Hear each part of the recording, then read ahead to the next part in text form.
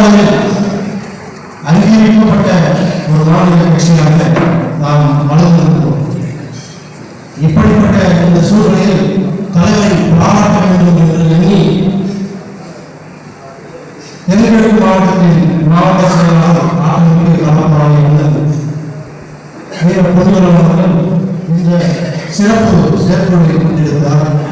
இந்த சிறப்பு செயற்குழுவில் தலைமையேற்று நடந்து கொண்டிருக்கக்கூடிய அந்த உணவர்கள் உள்ளிட்ட அனைத்து நிலை மூத்த நிர்வாகிகளுக்கும் ஒன்றிய செயலாளர்களுக்கும் முதன்மை செயலாளருக்கும் மற்றும் அனைத்து தோழர்களுக்கும் இந்த வாய்ப்பை வழங்கிய அனைவருக்கும் முதற்கு நன்றியும் வணக்கம் தெரிவித்துள்ளேன்.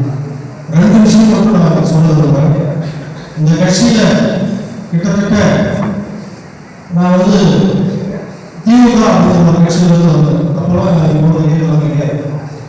அன்னைக்கு எந்த ஆதாரங்களும் யாரும் கிடையாது. ஆனால் இந்த நிமிடம் வரைக்கும் ஒரு அடிப்படை கட்சியை நேசிக்கக்கூடிய ஒரு சாதாரண தொழிலாளரை கிட்டத்தட்ட 22 ஆண்டுகளாக நான் அந்த கட்சியில் பயணிக்கிறேன். எல்லாரும் முயற்சிகளை செஞ்சுட்டு இருக்கேன். ஆனால் இந்த கட்சியில் எந்த நிமிடமும் எந்த ஆர்ப்பாட்டம் ஆகணும், எந்த கூட்டம் ஆகணும் சரி, என்னால் எந்த பங்கெடுக்க முடியாது. புதுச்சேரியாக இருக்கட்டும், விழுப்புரமாக இருக்கட்டும், கடலூராக இருக்கட்டும், எங்கே தான் படிச்சோம், எங்கே வேலை செஞ்சோம், அந்த இடத்துல போய் அந்த கட்சிக்கான பங்களிப்புகளை செலுத்திருக்கோம். எதுக்கு சொல்றாங்கன்னா, இந்த கட்சி அங்கீகாரம் சாதாரண கட்சி. இந்த மாதிரி கோடிக்கணக்கான தொண்டர்களுடைய ஒவ்வொருடைய லட்சியம் வெளியே இந்த கட்சி தமிழ்நாட்டில் மட்டும் இல்லை. நீங்க ஆண்ட கட்சியும் ஆள பிடிக்கிற கட்சியும் புதுசாக வரக்கூடிய கட்சியை விட எல்லா மக்களுக்காகவும் ஒட்டுமொத்த மக்களுக்காக விழிப்புணர்வு வளர்ந்தாக சிந்திக்கக்கூடிய ஒரே தலைவர் யாரும் எழுச்சி தலைவர் மட்டும்தான். நம்ம புரட்சியாளர் அம்பேத்கரை பார்க்க முடியாது, பெரியாரை பார்க்க முடியாது, இன்னும் எத்தனையோ தலைவர்கள் இந்த சமுதாயத்தை விடுதலுக்காக போராட எந்த தலைவரை பார்க்க முடியும். ஆனால் அந்த தலைவருடைய ஒட்டுமொத்த அடிவாரத்தை நம்ம எழுச்சி கொண்டாடுறோம். இந்த விடுதலுக்காக இன்னும் அவர் 100 ஆண்டுகளுக்கு மேலாக வாழ வேண்டும். இந்த கூட்டத்தின் வாயிலாக நாங்கள் முன்வைக்கக்கூடிய ஒரே ஒரு வேண்டுகோள், அன்பு தோழர்கள், நான் என் குடும்பத்தில் கூட 1 ஆண்டுகளுக்கு முன்பாக என்னுடைய பிள்ளைகளுக்கு காலேஜ் விழா செஞ்சேன்.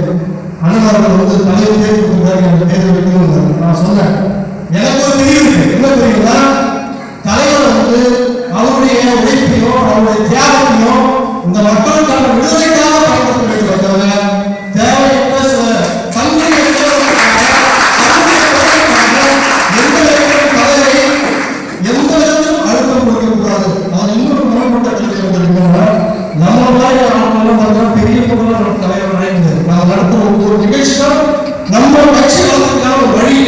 அந்த அடிப்படையில் நான் யோசிக்கிறேன். அதே சமயத்தில் தலைவர் தாண்டி இந்தியாவுக்கு அவர் போயிருக்காரு. தலைவர் கொண்டாடக்கூடிய விஷயங்கள் எவ்வளோ இருக்கு. நம்ம எல்லாம் கடைபிடிக்கணும். ஒரே ஒரு விஷயம் தான், தலைவர் அந்த அங்கீகார விழாவுக்கு தலைவர் கொண்டாட வைக்கிறாங்க இல்லையா, இதை தாண்டி இந்த கூட்டத்தில் நான் சொல்றேன், இதை தான் சொல்றேன்.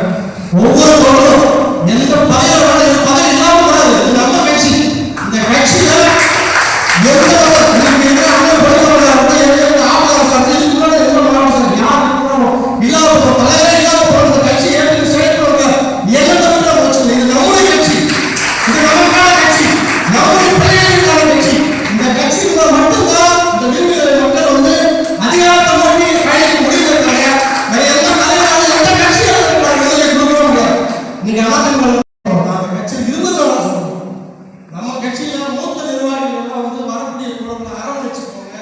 இந்த கட்சியில எந்த பதவி யாருக்கும் நிரந்தரமானது கிடையாது.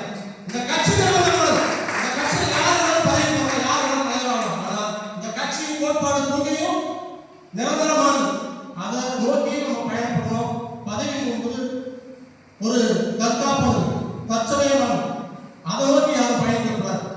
நான் மூத்த நிர்வாகிகளுக்கு சொல்றேன், என்னுடைய தம்பிகளாக இருக்கக்கூடிய பின்னாடி வரக்கூடிய தோழர்களுக்கு சொல்றேன், என்னுடைய இந்த நிமிடம் வரைக்கும் எனக்குள்ள ஒரே ஒரு என்னுடைய கட்சி.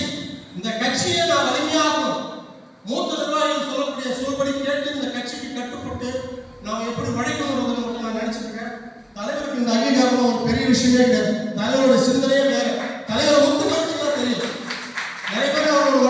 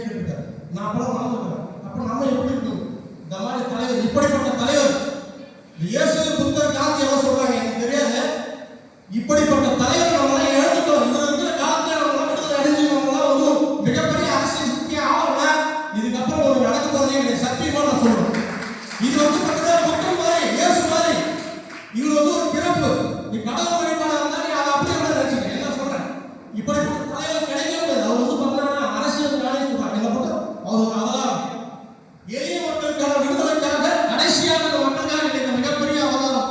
அந்த தலைவரை நாம் கொண்டாட வேண்டும்.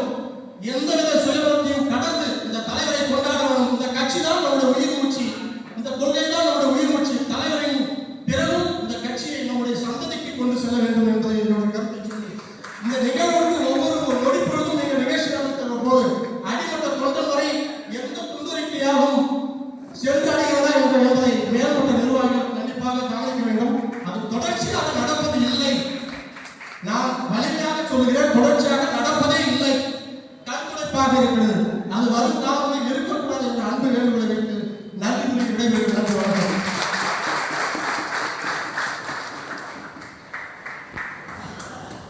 வீராணம்